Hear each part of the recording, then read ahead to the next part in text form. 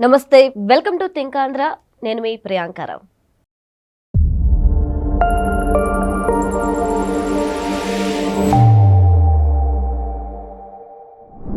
జగన్మోహన్ రెడ్డి గారి మీద ఏవైతే అక్రమ ఆస్తుల కేసులు, సిబిఐవి సిఐడి కేసులు ఉన్నాయో అవి ఇప్పటికీ 12 ఏళ్లు పూర్తి చేసుకుంటున్నాయి. అంటే ఈ రోజు ఎందుకు చర్చనీయాంశమైంది అంటే, ఈ 12 సంవత్సరాలుగా వాయిదాల మీదే ఈ కేసులు నడుస్తున్నాయి కానీ ఇప్పటివరకు బెంచ్ మీదకి రాలేదు. మరి జగన్మోహన్ రెడ్డికి ఈ వెసులుబాటు ఎలా కలిగింది? అసలు ఎలా ఈ వ్యవస్థని మేనేజ్ చేయగలుగుతున్నాడు? అదే సామాన్యుడి విషయానికి వచ్చేసేపాటికి కోర్టుకు వెళ్ళకపోయినా, వాయిదాలకు అటెండ్ అవ్వకపోయినా వాళ్ళని తీసుకెళ్లి అరెస్ట్ చేసే క్రమంలో మరి జగన్మోహన్ రెడ్డి గారు ఇంత స్వేచ్ఛగా ఎలా తిరగలుగుతున్నారు 12 ఏళ్లుగా అనేది ఇప్పుడు అందరికీ కాస్త ఆశ్చర్యాన్ని కలిగిస్తుంది. మరి అసలు ఈ కేసుల్లో ఏం జరుగుతుంది అనేది ఈ వీడియోలో తెలుసుకుందాం. మనతో మాట్లాడడానికి ప్రముఖ పొలిటికల్ అనలిస్ట్ అప్పసాని రాజేష్ గారు ఉన్నారు. ఆయనతో మాట్లాడదాం. నమస్కారం సార్. నమస్కారం. నిన్న మీ ఫేస్బుక్ లో ఒక పోస్ట్ చూసాను సార్. ఏపీలో పుష్కర కాలం పూర్తి చేసుకొని అంటే మళ్ళీ పుష్కరాలు వస్తున్నాయని. ఏంటా పుష్కరాలు అని చూస్తే జగన్మోహన్ రెడ్డి గారి కేసులకు సంబంధించి 12 ఏళ్ళుగా ఆయన బయట ఉన్నారు అని చెప్పే అంశం. ఎలా సార్ ఆయన వ్యవస్థని ఇలా మేనేజ్ చేయగలుగుతున్నారు? ఎలా బయట తిరగలుగుతున్నారు? జగన్మోహన్ రెడ్డి గారు 2 సందర్భాల్లో 2 ప్రెస్ మీట్లలో ఆయన చేసిన 2 రకాల వ్యాఖ్యలు చాలా విపరీతంగా వైరల్ అయినాయి. ఓకే. ఒక ప్రెస్ మీట్లో వచ్చేటప్పటికి నన్ను పొగడాల్సింది పోయి, నాకు శాల్వాలో సన్మానాలు గప్పాల్సింది పోయి, సన్మానాలు చేయాల్సింది పోయి, నా మీద విమర్శలు చేస్తారా అని చెప్పని ఒక ఇంటర్వ్యూలో చెప్పాడు. మొన్నక ఇంటర్వ్యూలోనేమో అలా చూసి ఆహా అనుకోవాల్సింది పోయి అని చెప్పని మొన్నకు వ్యాఖ్య చేశాడు. అవి ఆ వ్యాఖ్యలు విపరీతంగా వైరల్ అయినాయి, ఈ వ్యాఖ్య కూడా విపరీతంగా వైరల్ అవుతా ఉంది. అయితే నేను ఇప్పుడు చెప్పదలుచుకున్నది ఏంటి అంటే, నిజంగానే జగన్మోహన్ రెడ్డి గారికి శాల్వా కప్పాల్సిందే, సన్మానం చేయాల్సిందే, ఆయన వంక ఆహా అని చెప్పని చూడాల్సిందే. ఎందుకంటే ఇవాళ దేశానికి ఒక ట్రెండ్ సెటర్ ఆయన. వాళ్ళ నాయన అధికారాన్ని అడ్డం పెట్టుకొని వేల కోట్ల రూపాయల అక్రమాస్తులు కూడబెట్టుకున్నాడు. ఆయన సహకరించాడు, ఈయన సంపాదించుకున్నాడు. సంస్థలు ఏర్పాటు చేసుకున్నాడు, పరిశ్రమలు పెట్టుకున్నాడు, మీడియా సంస్థలు ఏర్పాటు చేసుకున్నాడు, ఎస్టేట్లు కొనుక్కున్నాడు, ప్యాలెస్లు కట్టుకున్నాడు, పార్టీలు నడుపుకుంటా ఉన్నాడు, దాన్ని అడ్డం పెట్టుకుని అధికారం సంపాదించుకున్నాడు. మరి ఈ అక్రమాస్తులు సంపాదించుకున్న దాన్ని నిర్ధారణ చేస్తూ ఎప్పుడో 14 సంవత్సరాల నాడు సిబిఐ కేసు నమోదు చేసి విచారించి ఈయన పాత్రను ధృవీకరించుకొని స్పష్టమైన సాక్ష్యాధారాలు ట్రంక్పెట్లు కొద్దీ సంపాదించి ఈయన అరెస్ట్ చేసి జైల్లో పెట్టి ఆ సాక్ష్యాధారాలు మొత్తం కోర్టుకు సమర్పిస్తా 11 ఛార్జ్షీట్లు 13 సంవత్సరాల క్రితం సబ్మిట్ చేశారు. అలా అరెస్ట్ అయ్యి ఉన్న జగన్మోహన్ రెడ్డి గారు 16 నెలలు జైల్లో ఉండి 2013 సెప్టెంబర్ 23 తారీఖు, ఇవాళ మనం సెప్టెంబర్ 15లో ఉన్నాం. ఇంకొక 8 రోజులు గడిస్తే పుష్కర కాలం పూర్తవుతుంది. మరి డెఫినెట్గా వాళ్ళ శ్రేణులు, ఆయన అభిమానులు ఇంత ఘనత సాధించిన మా జగన్మోహన్ రెడ్డి ఇవాళ వ్యవస్థలకు సవాలు విసరగలుగుతున్నాడు. 12 ఏళ్లుగా మా వాడు బెయిల్ మీదే ఉన్నాడు. బెయిల్ మీద ఉండటమే కాదు, 12 సంవత్సరాలు గడిచినా కూడా ఆ 11 కేసులు ఇంకా ట్రయల్ స్టేజ్కి కూడా రాలా కోర్టులో. మరి ఇంతటి ఘనత మా నాయుడికి తప్ప ఇంకెవరికి అని చెప్పని వాళ్ళు కూడా ఆహా అని చెప్పని ఆయన ఇంకా చూడాలి కదా. అంతటి గర్వకారణం, ఘనకారణమైన ఘనత వహించిన జగన్మోహన్ రెడ్డి గారి లీలలో వాళ్ళు ఎటు ప్రస్తావించరు. ఎందుకంటే ఆయనకి నిజంగా ఘనత చేకూర్చే లీలలు కాదు కాబట్టి, ఆయన వ్యవస్థలను మేనేజ్ చేస్తున్నాడు, మేనేజ్ చేయగలుగుతున్నాడు కాబట్టి ఈ వెసులుబాటు దక్కింది ఆయనకి అని చెప్పని రకరకాల చర్చలు ప్రజల్లో నడుస్తున్న నేపథ్యంలో వాళ్ళు ప్రస్తావించలేరు. సరే, వాళ్ళంటే ఆయన అనుయాయులు కాబట్టి ప్రస్తావించలా. కానీ ఇంతటి ఘనత మన కళ్ళ ముందు కనిపిస్తా ఉన్నప్పుడు, ఆహా అని చెప్పని మనకు కూడా అనిపిస్తా ఉన్నప్పుడు మరి మనమైతే ప్రస్తావించాలిగా. ఎందుకంటే ఇక్కడ ఒక సామాన్యుడికి సంబంధించిన కేసు ఏదైనా విచారణలో ఉంటే ఆ సామాన్యుడు ఒక వాయిదా కనుక కోర్టుకు హాజరు కాకుంటే అతనికి సంబంధించిన లాయర్ లీవ్ పిటిషన్ ఫైల్ చేయాలి. రెండో వాయిదా కూడా హాజరు కాకుండా ఉంటే కొంత ఈ లాయరు ఫేస్ వాల్యూ మీద, ఇతను కన్విన్స్ చేసుకున్న విధానం మీద న్యాయస్థానం పరిగణలోకి తీసుకుంటుంది లీవ్ పిటిషన్ ఎలవ్ చేయడానికి.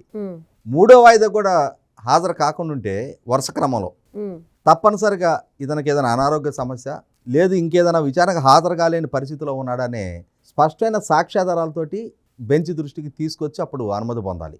అలా స్పష్టమైన సాక్ష్యాధారాలు సబ్మిట్ చేయకుండా కనుక విచారణకు హాజరు కాకుండా ఉంటే ఫస్ట్ ఇతన్ని ఎందుకు మీరు కోర్టుకు ప్రొడ్యూస్ చేయట్లేదని చెప్పని అరెస్ట్ చేసి తీసుకొచ్చి ప్రొడ్యూస్ చేయండి అని చెప్పని వారెంట్ ఇష్యూ చేస్తారు.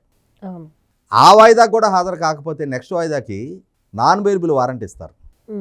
ఫస్ట్ బెయిలబుల్ వారెంట్ ఇస్తారు. అతను కోర్టుకు వచ్చి అయ్యా పొరపాటు జరిగింది, ఇంకొకసారి ఇట్లాంటివి జరగనివ్వను, నన్ను మన్నించి నా మీద ఇష్యూ చేసిన వారెంట్ విత్డ్రా చేసుకోండి, నేను విచారణకు సహకరిస్తాను అని చెప్పని కనుక ఒక పిటిషన్ ఫైల్ చేసుకుంటే అప్పుడు ఎలో చేస్తారు. కానీ ఎన్బిడబ్ల్యూ ఇష్యూ అయితే నాన్ అవైలబుల్ వారెంట్, ఓకే. ఓ పూటన లోపల నుండి బెయిల్ పిటిషన్ ఫైల్ చేసుకోవాలి. అది పూటే కావచ్చు, 10 రోజులే కావచ్చు. మరి ఎన్బిడబ్ల్యూ ఇష్యూ అయినా కూడా రాలేదనుకో, ఆ కన్సర్న్ పోలీసులకి మెమో ఇస్తారు. అప్పటికీ విచారణకు హాజరు కాలేదనుకో, ఆ కన్సర్న్ పోలీసుల మీద యాక్షన్కి ఇనిషియేట్ చేస్తుంది. మేము మెమో ఇచ్చినా కూడా మీరు అతన్ని తీసుకొచ్చి మా ముందు ప్రొడ్యూస్ చేయాలా అని చెప్పని. మరి ఒక సామాన్యుడి విషయంలో ఇంత కసిగా పట్టుదలగా ఆ చట్టాన్ని అమలుపరిచే న్యాయ వ్యవస్థ మరి జగన్మోహన్ రెడ్డి దగ్గరికి వచ్చేటప్పటికి ఇన్నేళ్లుగా అతను విచారణకు వ్యక్తిగతంగా హాజరు కాకపోయినా, విచారణ ట్రయల్ స్టేజ్కి రానివ్వకుండా అడ్డుకుంటున్నా, ఎందుకని అంతగా ఉపేక్షిస్తూ ఉన్నారు? ఇక్కడ గమనించుకోవాల్సింది ఏంటి అంటే, ఈ మధ్యకాలంలో సర్వోన్నత న్యాయస్థానంలో ఒక కేసు చాలా కీలకంగా విచారణ జరుగుతూ ఉంది. గవర్నర్లు, రాష్ట్రపతి గారు చట్టసభలో ఆమోదించి పంపించిన బిల్లుల్ని సక్రమంగా సకాలంలో ఆమోదించటం లేదు. ఇలా ఆమోదించిన పక్షంలో ప్రజల చేత ఎన్నిక కాబడ్డ ప్రజాప్రభుత్వాలు తీసుకుంటున్న నిర్ణయాలని గవర్నర్ గారు, రాష్ట్రపతి గారు అమలు కాకుండా తొక్కిపెట్టడం వల్ల రేపటి రోజున పరిపాలనకి ప్రతిబంధకాలు కల్పించినట్టు అవుతుంది. కాబట్టి గవర్నర్ గారైనా, రాష్ట్రపతి గారైనా వారి దృష్టికి వచ్చిన బిల్లులని సక్రమంగా సకాలంలో పరిష్కరించి తీరాల్సిందే అని చెప్పని ఒక టైం బౌండెడ్ షెడ్యూల్ ఫిక్స్ చేస్తా ఇండెఫినెట్గా వీటిని ప్రొలాంగ్ చేయడానికి వీలు కాదు అని చెప్పని ఒక తీర్పు ఇవ్వడం జరిగింది. ఇప్పుడు ఆ తీర్పు మీద మళ్ళీ రివ్యూ పిటిషన్ ఫైల్ చేసిన తర్వాత ఇవాళ విస్తృత ధర్మాసనం కేసు విచారిస్తూ ఉంది. అంటే గవర్నర్లు, రాష్ట్రపతి గారికి ఆదేశాలు ఇవ్వగలిగే స్థాయి అధికారాలు ఉన్న సుప్రీంకోర్టు మరి ఇలా ప్రజాప్రతినిధులుగా ఉండి విచారణకు సహకరించకుండా దశాబ్దాల తరబడి బెయిల్ మీద తిరుగుతూ విచారణకి అన్ని హర్డిల్స్ క్రియేట్ చేస్తా విచారణని అడుగు ముందుకు పడనివ్వకుండా మరి కేసులు ఇదే విధంగా ప్రొలాంగ్ అవుతూ ఉన్నప్పుడు ఇటువంటి వారి విషయంలో ఒక టైం బౌండెడ్ షెడ్యూల్ ఫిక్స్ చేసి ఈ టైం లిమిట్ లోపుగా ఈ కేసులు పరిష్కారం అవ్వాల్సిందే అని చెప్పని ఒక స్పష్టమైన విధాన నిర్ణయం ఎందుకు తీసుకోరు? ఎందుకంటే ఇక్కడ గమనించుకోవాల్సింది ఏంటి అంటే 5-6 సంవత్సరాల క్రితమే ఎన్వి రమణ గారు చీఫ్ జస్టిస్ కావడానికి ముందు ఆయన సుప్రీంకోర్టు న్యాయమూర్తిగా ఉన్నప్పుడు దేశవ్యాప్తంగా ఉన్న ప్రజాప్రతినిధుల మీద నమోదైన కేసులు 1 సంవత్సర కాలంలో పరిష్కారం కావాలి అని చెప్పని ఒక విధాన నిర్ణయం తీసుకున్నారు. మరి అటువంటప్పుడు ఆ నిర్ణయం తీసుకునే నాటికి జగన్మోహన్ రెడ్డి గారు రాష్ట్ర ముఖ్యమంత్రిగా ఉన్నారు. అలాగే తర్వాత రోజుల్లో ఆయన రాష్ట్ర శాసనసభ్యుడిగా కొనసాగుతున్నారు ఇవాళ. మరి అటువంటి నిర్ణయం తీసుకున్న సుప్రీంకోర్టు దాన్ని పర్యవేక్షించాలి కదా. నా ధర్మాసనం నుంచి ఈ విధమైన నిర్ణయం వెలువడింది, ఇది ప్రాపర్గా ఎగ్జిక్యూట్ అవుతుందా కాదా, ఇది అన్ని రాష్ట్రాల్లో ప్రత్యేక కోర్టులు నా ఆదేశాలకు అనుగుణంగా ఏర్పాటు చేశారా లేదా, రోజువారీ ప్రాతిపదిక మీద విచారణ జరుగుతుందా లేదా, కేసులు నేను చెప్పిన సంవత్సర కాలంలోపుగా పరిష్కారం అవుతానే లేదా అని చెప్పని పర్యవేక్షించాల్సిన బాధ్యత కూడా సుప్రీంకోర్టుదే కదా. ఇవాళ పరిస్థితి ఏమైపోయింది, సుప్రీంకోర్టు స్వయంగా ఇచ్చిన ఆదేశాలు కూడా అమలు కావటం లేదు అని అంటే, అమలు కాబడటం లేదు అని అంటే ఎవరిది తప్పు? అలా అమలు కాకుండా తొక్కిపెట్టి సుప్రీంకోర్టు ధర్మాసనానికే సవాలు విసురుతున్నా జగన్మోహన్ రెడ్డి లాంటి నాయకుడు సుప్రీంకోర్టు సంవత్సర కాలంలోగా పరిష్కారం కావాలి, ప్రత్యేక కోర్టులు ఏర్పాటు చేయండి అని చెప్పిన ఒక నిర్ణయం వెలువరించినా కూడా అది అమలు కాకుండా సక్సెస్ఫుల్గా ఆ టైం అట్లా ప్రొలాంగ్ డ్రాగ్ చేసుకుంటానే జగన్మోహన్ రెడ్డి వెళ్ళగలుగుతున్నారు అని అంటే 100% ఇవాళ వ్యవస్థలకు అతను సవాలు విసురుతూ ఉన్నాడు. వ్యవస్థల ఇంటెగ్రిటీని ప్రశాంతకం చేస్తూ ఉన్నాడు. సుప్రీంకోర్టు స్వయంగా తీసుకున్న నిర్ణయమే అమలు కాని పరిస్థితులు సృష్టిస్తూ ఉన్నాడు. ఇది సుప్రీంకోర్టు ఇంటెగ్రిటీకి సంబంధించిన అంశం. ఇటువంటప్పుడు ప్రాపర్గా టైం బౌండెడ్ షెడ్యూల్లో కేసులు పరిష్కారం అయ్యే దిశగా ప్రయత్నం చేయాలి. అదే సందర్భంలో న్యాయం కూడా దక్కే విధంగా ప్రయత్నం చేయాలి. అలా కాకుండా ఈ విధంగా కాలయాపంతో సంవత్సరాల తరబడి టైం ప్రొలాంగ్ చేయటం వల్ల అంతిమంగా వ్యవస్థల ఇంటెగ్రిటీ ప్రశాంతకంగా మారుతూ ఉంది. సామాన్యుడి దగ్గరకు వచ్చేటప్పటికి ఒక న్యాయం, రాజకీయంగా హోదా, డబ్బు, పరపతి, పలుకుబడి ఉన్న వాళ్ళకి మరొక న్యాయం అన్న అభిప్రాయం కలుగుతూ ఉంది. ఇది ఖచ్చితంగా వ్యవస్థల మనుగడకి ముప్పుగా మారుతుంది. ప్రజాస్వామ్యంలో ఒక సామాన్యుడికి ఏ హక్కు ఉంటుందో పాలకుడికి కూడా అదే హక్కు వర్తిస్తుంది అని చెప్పనే బేసిక్ ప్రిన్సిపల్ ఇవాళ సామాన్యుడు కన్విన్స్ అయ్యే విధంగా అమలు చేసి చూపాల్సిన బాధ్యత కూడా ఆ వ్యవస్థలో మెయిన్ స్ట్రీమ్ వ్యవస్థలైన లెజిస్లేచరు, జ్యుడిషియరీ, ఎగ్జిక్యూటివ్ లాంటి వ్యవస్థలకు ఉంటుంది.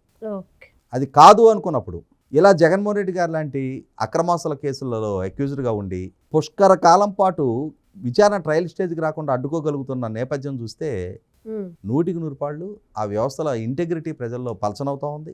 ప్రజలకి ఆ వ్యవస్థల పట్ల గౌరవ మర్యాదలు ఉన్నంత వరకు మాత్రమే వారి ఇచ్చే ఆదేశాలు ప్రజలు పాటిస్తారు. ఓకే. ఒకసారి ఆ గౌరవ మర్యాదలు కోల్పోయిన తర్వాత ఉమ్, ప్రజలలో ధిక్కార ధోరణి ప్రబలితే, ప్రజల నుంచి తిరుగుబాటు కనుక రావటం జరిగితే మన చుట్టూ ఉంటున్న శ్రీలంక, బంగ్లాదేశ్, నేపాల్లో ఏం జరిగింది అనేది మన కళ్ళ ముందు కనిపిస్తూ ఉంది.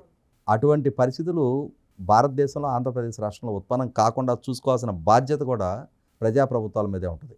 ఓకే. ఆ దిశగా అడుగులేస్తారని ఆశిద్దాం. Okay, right. Thank you so much sir.